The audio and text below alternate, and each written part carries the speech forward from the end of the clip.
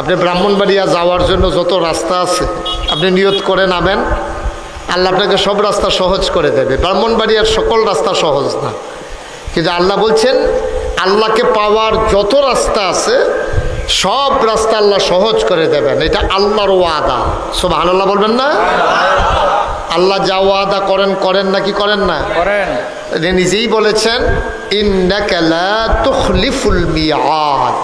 আল্লাহ যা ওয়াদা করেন তিনি ওয়াদার কখনো খেলাফ করেন না। সুবহানাল্লাহ বলবেন না? ওয়াদার খেলাফ করা আল্লাহর জন্য শোভাও পায় না। এ আল্লাহ তাবারক ওয়া তাআলা চাইতে হবে তার কাছে। তাহলে আমরা চাইবো কার কাছে? আল্লাহর কাছে। এটা আল্লাহর ওয়াদা, উদউনি আস্তাজিব লাকুম। বান্দা তুমি আমার কাছে চাও, আমি চাওয়াকে পাওয়ায় পূর্ণতা দিয়ে দেব। তুমি দোয়া করো, আমি কবুল করে নেব। তুমি ডাকো, আমি ডাকের জবাব দিয়ে দেব। সুবহানাল্লাহ বলবেন না? এই কথা কি মুশতাক ফয়েজির না আল্লাহ?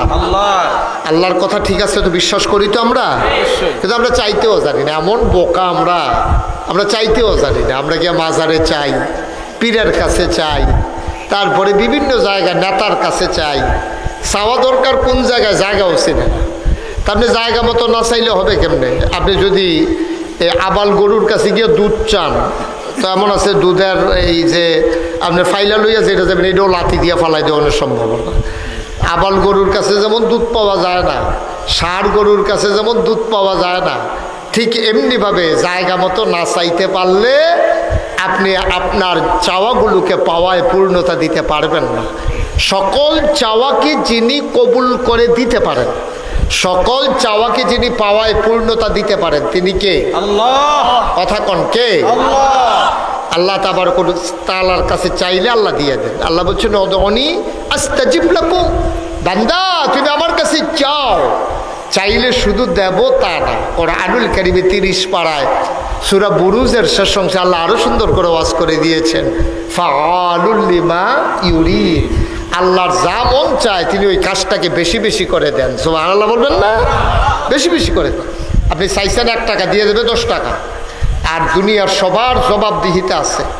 ছেলেটা তার আব্বা আম্মার কাছে জবাব দেওয়া লাগে, আব্বা আম্মা তার দাদা দাদির কাছে জবাব দেওয়া লাগে, সমাজের মানুষটা তার সমাজের কাছে জবাব দেওয়া লাগে, ইউনিয়নের মেম্বার জবাব দেওয়া লাগে চেয়ারম্যানের কাছে, চেয়ারম্যান জবাব দেওয়া লাগে উপজেলা চেয়ারম্যানের কাছে, উপজেলা চেয়ারম্যান জবাব দেওয়া লাগে এমপি সাহেবের কাছে, এমপি সাহেব জবাব দেওয়া লাগে আবার প্রধানমন্ত্রীর কাছে, প্রধানমন্ত্রী জবাব দেওয়া লাগে রাষ্ট্রীয় আইনের কাছে, দোদকের কাছে। এক সময় এই বাংলাদেশে যারা দুর্দণ্ড প্রতাপে ধরাকে সরা জ্ঞান করেছে, মানুষগুলোর উপর নির্মম নির্যাতন করেছে, আজকে যখন তাদের থলের বিড়াল বের হয়ে গেছে, তাদের অসংখ্য অজস্র সম্পদের কথা যখন আজকে ফাঁস হয়ে যাচ্ছে, যেই মানুষগুলো সমাজে যাদের ভয়ে মানুষ পালাইতো এখন তারা নিজেরাই পালাই গেছে। ঠিক কিনা? দেখছেন কি সুন্দর পৃথিবী? দেখছেন যেই মানুষটা যায়, যেই মানুষটা ভয় দেখাইতো, থানায় গেলে পিটাইতো, ভয় দেখাইতো, এমন শক্ত শক্ত কথা বলছে, ওই যে যদি মাটির নিচেও লুকাই থাকে ওইখান থেকে নাকি লোক খুঁজা বের করে নিয়ে আসবে। তো উনি সেই লোকটা এত শক্ত কথা কইছে, এই লোকটারই এখন খুঁজা পাওয়া যাইতেছে না। আজব কারবার দেখছেন? তাইলে আমাদের দেশেও এইটাই হচ্ছে সমস্যা। আমাদের কথা সুন্দর, কাজ সুন্দর না। ঠিক কিনা বলেন? অনেক ওলামায়ে কেরামও দেখবেন এত সুন্দর সুন্দর কথা কয়, কয়দিন তার লোকে চললে বোঝা যাবে মানুষটা কদ্দুর সুন্দর। ঠিক কিনা কর? গ্রাম দেশে মানুষ একটা কথা কয়, 5 লাইল্লা খেত চলে মানুষ চিনন যায়, আর ঠেহা হাওলাত দিলে বুঝন যাবে এটা কদ্দুর বালা মানুষ। ঠিক কিনা কর? আপনি যদি ঠেহা হাওলাত দিতেন পারবেন, বুঝবেন যে কি বালা মানুষ। কথা 2 ঘন্টা 2.5 ঘন্টা সুন্দর সুন্দর কথা কোন তো সহজ, কিন্তু সারাটা জিন্দেগি ওই কথা অনুযায়ী নিজের জীবন চালানো বড় কঠিন। এই জন্য আল্লাহ তাবারক ওয়া তাআলা জানে তো আমরা যে এই মার্কা লোক, আল্লাহ এটা জানে। এই জন্য ইমানের সাথে শর্ত জুড়ে দিয়েছেন, শুধু তুমি মুখে বলবা লা ইলাহা ইল্লাল্লাহ, আমি আল্লাহ মানি না। মুখে বলবা লা ইলাহা ইল্লাল্লাহ, মুখে বলবা, অন্তরে বিশ্বাস করবা, কাজে প্রকাশ করবা। সুবহানাল্লাহ বলবেন না? শুধু মুখে বলবা লা ইলাহা ইল্লাল্লাহ আর তুমি বলবা তুমি ইমানদার, আমি তোমাকে ইমানদার হিসেবে গ্রহণ করে নেবে, এত সোজা না। মুখেও বলতে হবে, অন্তরে বিশ্বাস করতে হবে, কাজে প্রকাশ ঘটাইতে হবে। আপনি যখন বলছেন লা ইলাহা ইল্লাল্লাহ। দেখেন খুব খেয়াল করেন, সূক্ষ্ম কথা। কলমার ভিতরে দুইটা অংশ। আমরা যেই কলমা পরে মুসলমান হয়েছি এর ভিতরে অংশ কয়টা? একটা হইল লা ইলাহা, এরপরে হইল ইল্লাল্লাহ। প্রথম অংশ হইল লা ইলাহা, এরপরে হইল ইল্লাল্লাহ। মানে কি?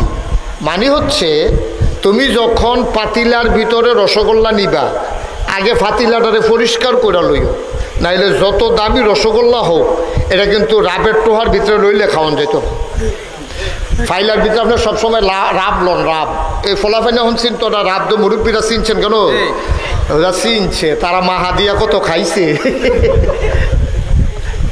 রাব, রাব যেটা দিয়া তামাক দিয়ে আগে উক্কা খাইতো, এই রাবের টোহার ভিতরে যদি রসগোল্লা লয় খাওয়ান যাবনি। আপনি কি কথা কইবেন মোবাইলে?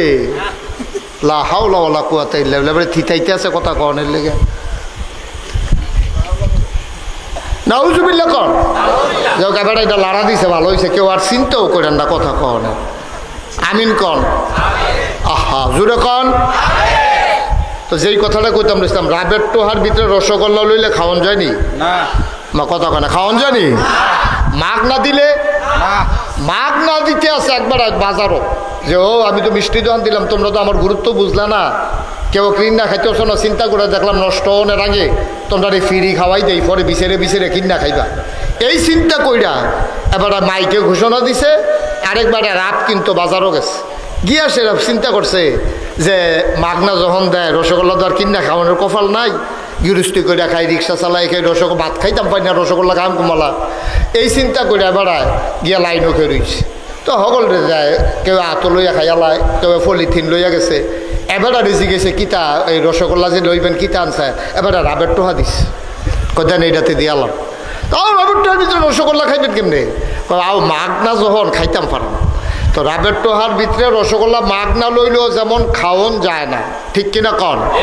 তাহলে ফাতিলটা যেই জায়গার ভিতরে লইবেন এটা পরিষ্কার না করলে যত দামি জিনিস লোন এটা যেমন খাওয়ন যায় না, আপনি যদি অন্তরকে সকল চিন্তা থেকে পরিষ্কার না করেন এই অন্তরে ইমান জায়গা হয় না, ঠিক কিনা? ইমান জায়গা দিতে হলে আগে সকল চিন্তা ভাবনা থেকে অন্তরকে পরিষ্কার করে ফেলতে হবে। তাহলে লা ইলাহা, আমি বলেছি কি লা ইলাহা, কি বলেছি? সবাই বলেন কি বলছি আমরা? মানে কি? মানে হচ্ছে লা ইলাহা নাই, কি নাই? কই কিচ্ছু নাই। বিধানদাতা নাই, আইনদাতা নাই, হায়াতদাতা নাই, মৌতদাতা নাই, রিজিকদাতা নাই, রহমত দৌন্যা নাই, বরকত দৌন্যা নাই, জিফুদ দৌন্যা নাই, না জমিনে ফসল দৌন্যা নাই, বৃষ্টি দৌন্যা নাই, রোদ দৌন্যা নাই, নাই বলতে কিচ্ছু নাই। কথা কি বুঝতে পারছেন? কথা কয় না, কথা বুঝতে পারছেন? নাই, কিচ্ছু নাই, কিচ্ছু নাই। কয় তো কি আছে? কয় ইল্লাল্লাহ, আছে মাত্র এক আল্লাহ। সুবহানাল্লাহ বলবেন না? তাহলে এটা কিন্তু আপনি স্বীকার করে মুসলমান হইছেন, আপনি কিন্তু স্বীকার করে এটা মুসলমান হইছেন। আপনি বলছেন লা ইলাহা ইল্লাল্লাহ, আমার কিচ্ছু নাই, আমার কিচ্ছু নাই। এই জীবন যিনি দিয়েছেন তিনি আল্লাহ, মৃত্যু যিনি দিবেন তিনিও আল্লাহ, আমারে ঘর যিনি দিছেন তিনিও আল্লাহ, আমারে বউ যিনি দিছেন তিনিও আল্লাহ, বউয়ের ঘরে বাচ্চা কাচ্চা যিনি দিছেন তিনিও আল্লাহ, আমার জমিনে ফসল দিছেন তিনিও আল্লাহ। সুতরাং আল্লাহ ছাড়া আমি যা কিছু দেখি আল্লাহ ছাড়া আমার কেউ নাই।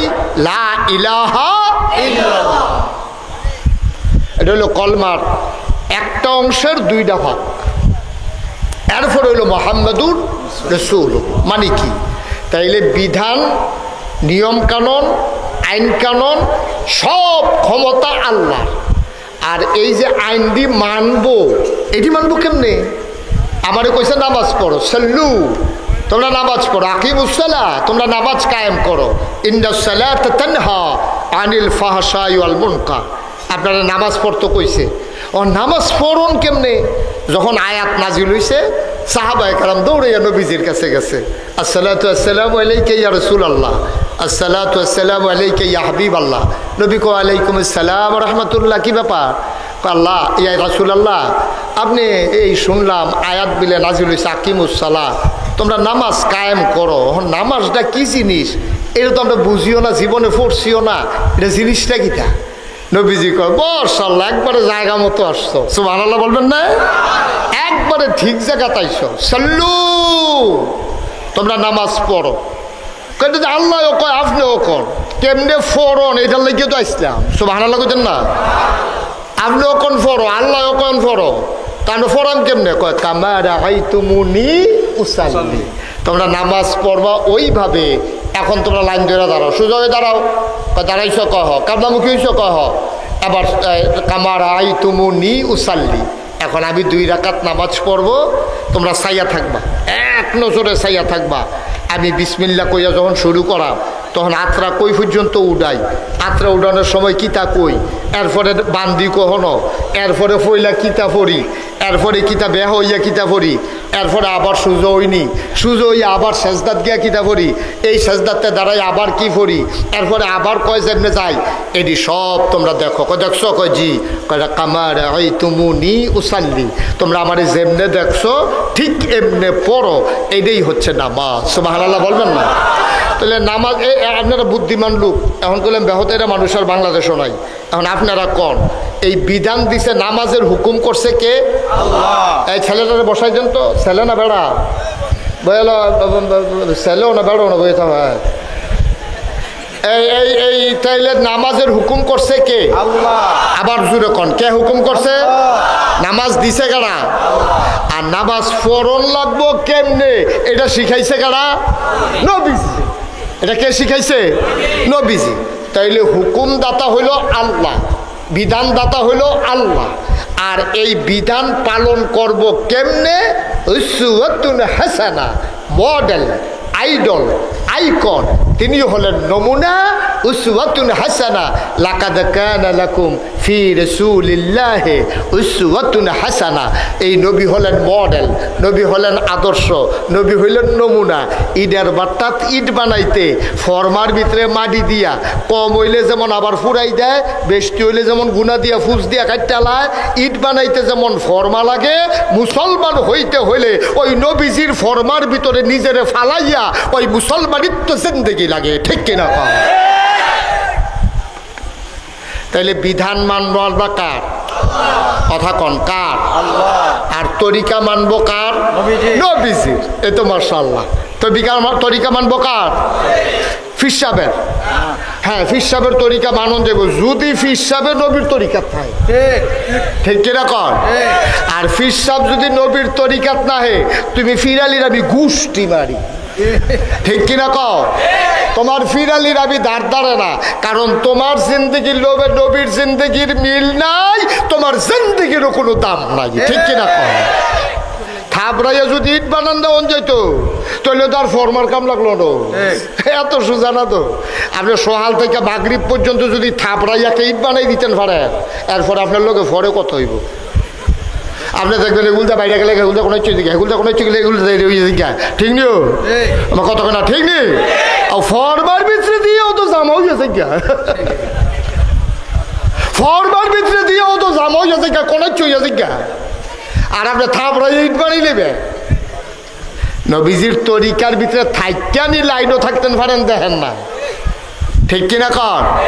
আর লাইনের তে বাড়িয়া গিয়া আপনি মুসলমান হয়ে যাবেন গা, বেড়াও তো, বেড়াও তো, এত সোজা না, এত সোজা না। এখন সমস্যা হয়েছে কিনা বুঝেননি? আপনার দেশে সব উল্টা।